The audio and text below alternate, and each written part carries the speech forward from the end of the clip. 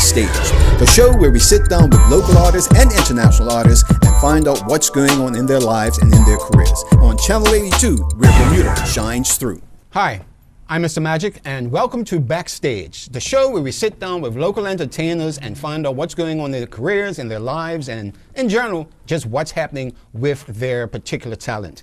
My guest today, you've probably seen this gentleman. If you go to KFC on Saturday afternoons, he's there. And he is the foremost balloon artist here in the island of Bermuda. And I don't know if you saw the promo, but I got to make my snake. But he taught me another one, and I'm going to show you again. This is one, I think it's in the Guinness Book of World Records. Not by me, by someone else. So here we go. It's a worm. Oh, didn't get you? Okay. It's a ringworm.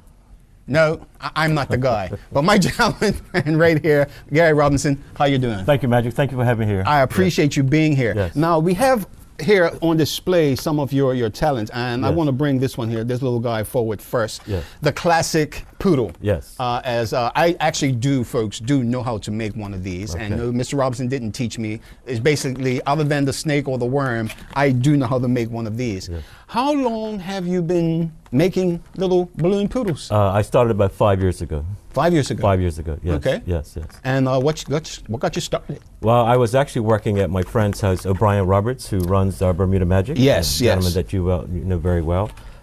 He was actually finishing up a magic camp, and he had some DVDs left over on balloon twisting, the Chinese yo-yo, and juggling. And so I chose to take a tape home on balloon twisting.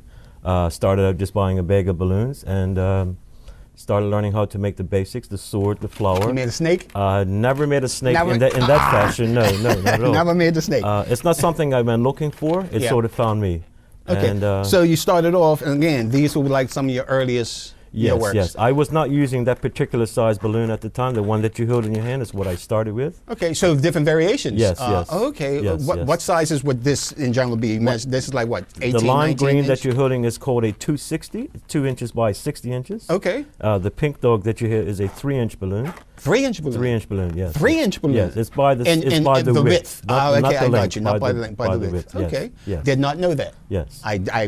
I am definitely learning something Yes, about this yes. because, like I said, I've dabbled with making little doggy balloons. Sure, I sure. haven't gone beyond that. Okay. Now, I really have to bring this one. Yes. This is how far advanced your talent is gone. Yes, Look at yes. the little bumblebee that's up there, guys. Yes, yes. This is absolutely, it's a bouquet of flowers with a bumblebee Yes. just pollinating. Yes, yes. And this is one of the more intricate things that you do. This Like you is- said, you do swords and, Yes, and things yes. like that. I do very intricate balloon designs. This is probably one of my most popular displays that I have at the KFC. Do you see this, folks? Yes, This yes. is absolutely one. I'm telling you, the bumblebee really gets, and this Yes. is all balloon. All balloons.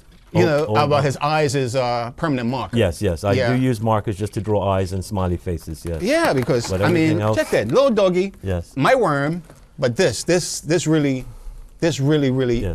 does it. Thank you. Now, in doing things like this, Yes. how much time did like you say you started 5 years ago? Yes. When did you go from here to there? How long did it take you to make that transition? I would say probably about 2 years, 2.5 years. Just in memory, the most difficult animal I had to learn was the teddy bear, believe it or not.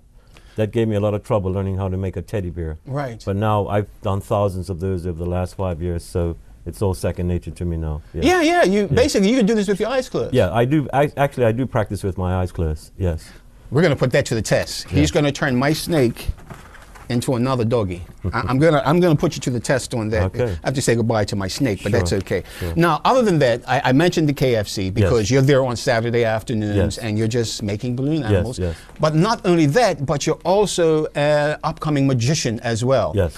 Your name was mentioned when we had Mr. Slick on last season. Of course. And of course we mentioned you because myself and Mr. Slick were actually helping you to develop Yes, yes. Your magic prowess. Yes. How is that coming for you? That's going very well. I've spent the last, I would say, year concentrated practice in card magic. When I first started out, I was basically concentrating on coin, and I never dealt with the cards because most of my parties that I do are for young children. Yes. And so the last year I would have to thank my buddy Marshall Weller. Marshall Weller, another fine magician. Another fine magician in Bermuda. He encouraged me to pick up a deck of cards, and along with yourself and Brother Slick, just spend a lot of time concentrating on card magic. Yes, yes. Yeah, because we all know, we talk about in the world of magic that there are tricks that are called self-working tricks. Basically, it's like you at home can go to the store, buy this trick, and it will do all the work for you. Yes. But then there are tricks that you really, really have to work at. Yes. Card magic is one. Yes. Because as you know, one that I was taught, yes. We worked on with the four kings, yes. you know, shuffling, and then they turn to four different cards. Yes. Yes. And the one that you do, Gary has invented a move that I utilize in one of my tricks, and I actually call it the Gary. Yes. And while I was overseas in Boston in hospital, I got to do some magic tricks. Okay. And as I was performing the trick and I did the move, people stopped me. What's the Gary? I said, this is named after a very good friend of mine. Okay. So your name is synonymous now in Boston. Oh, well, I appreciate that. Okay, so we're putting it out there. Yes, and it's a very intricate move. Yes. Not many, I mean, there are a lot of magicians that invent moves, but you invented this one move, and I'm using it. I didn't steal it from you, I'm borrowing it. Not at all. You no. know, I haven't received any compensation, but that's and you won't. That's okay. He's not, because I'm not paying him to teach him. Yes, so anyway, I'm not charging, I should say.